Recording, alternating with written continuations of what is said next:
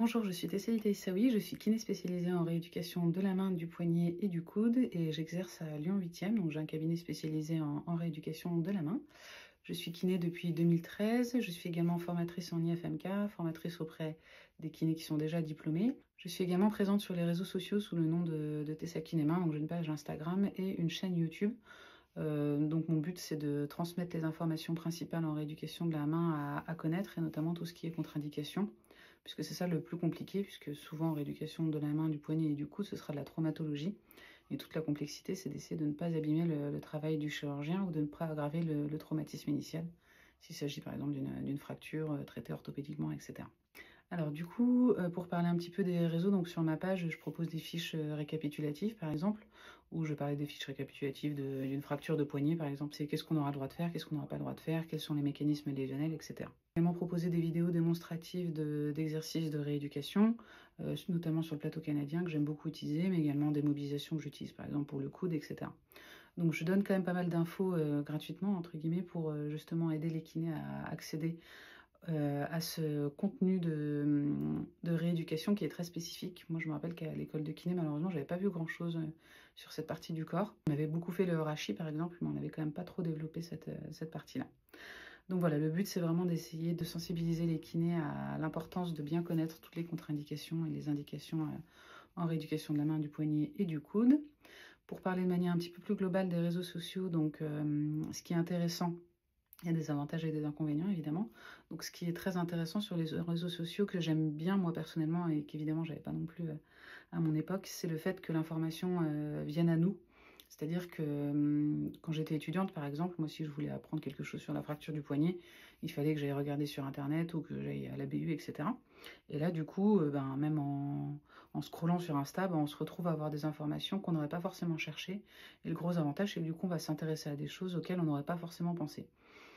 Moi, je sais pas, là, par exemple, je vois des choses sur la rééducation pédiatrique, par exemple, parce que je suis une kiné sur Insta qui parle de ça. Du coup, j'apprends plein de choses intéressantes, même si à la base, je ne serais pas du tout allée chercher l'information par moi-même.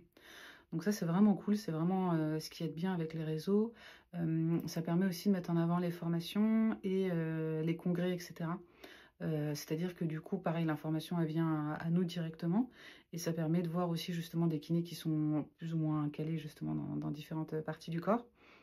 Ce qu'on n'avait pas du tout avant non plus. Pareil, pour trouver des formations, c'était quand même galère.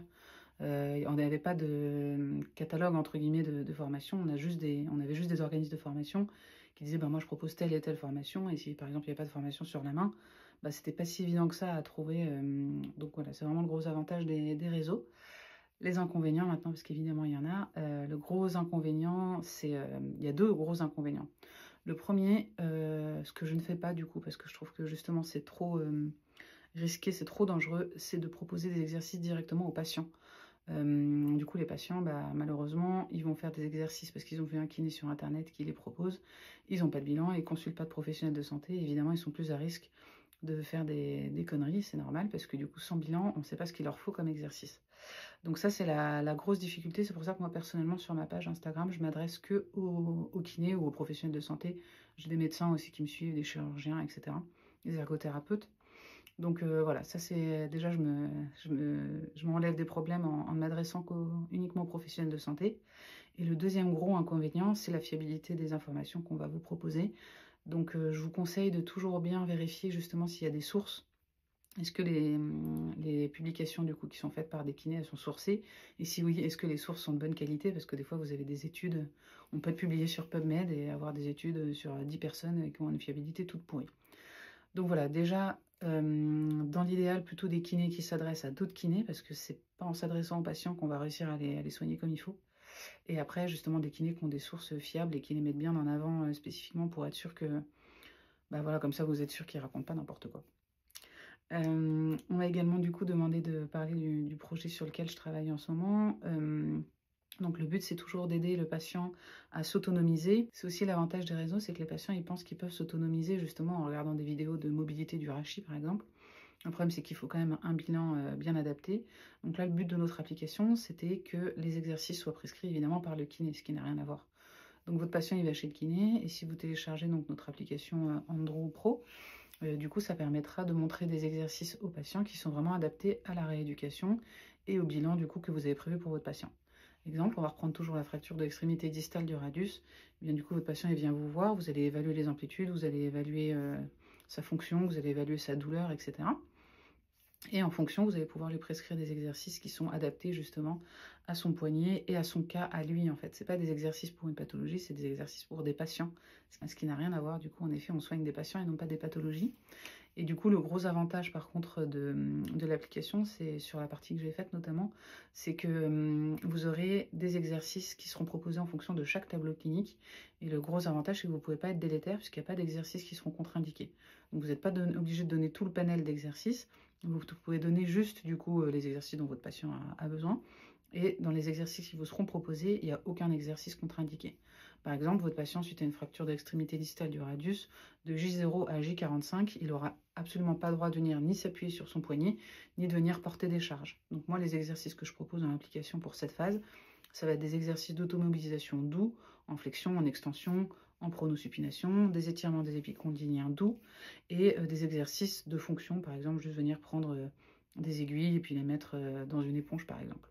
Donc vous n'êtes pas obligé de prescrire tous les exercices qui vous seront proposés, mais sachez que les exercices que le patient n'aura pas le droit de faire ne seront pas proposés. Donc ça c'est cool, vous êtes sûr de ne pas vous planter, et ça peut être pas mal au début du coup justement de votre parcours, parce que c'est vrai quand on est jeune diplômé, enfin j'espère que vous l'êtes moins que nous, parce que vous avez quand même une année d'études de plus, et je pense que votre formation est bien plus qualitative qu'elle ne l'était pour nous à l'époque.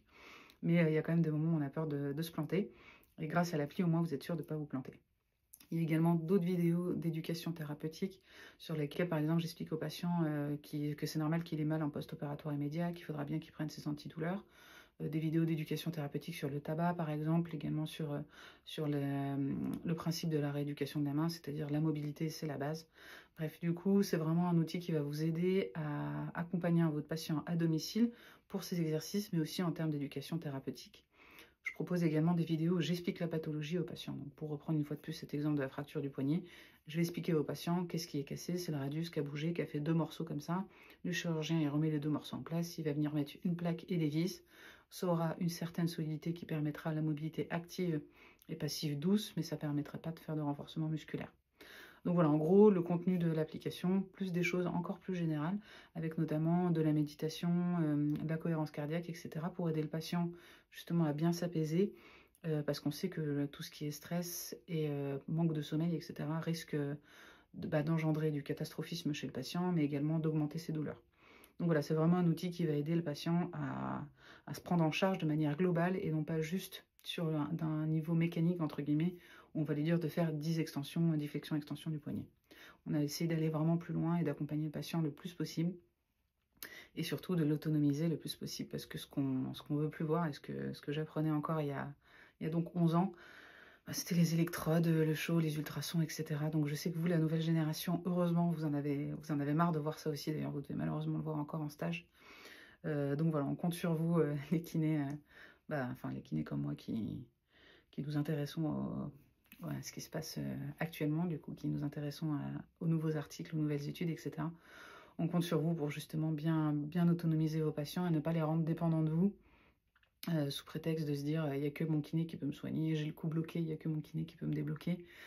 Ne rendons pas nos patients dépendants de nous, il n'y a rien de pire, ça nous fait passer pour des super-héros, ça flatte notre ego, mais c'est pas ce qu'il y a de mieux pour votre patient, on le sait tous très bien, mais il y en a qui le font quand même.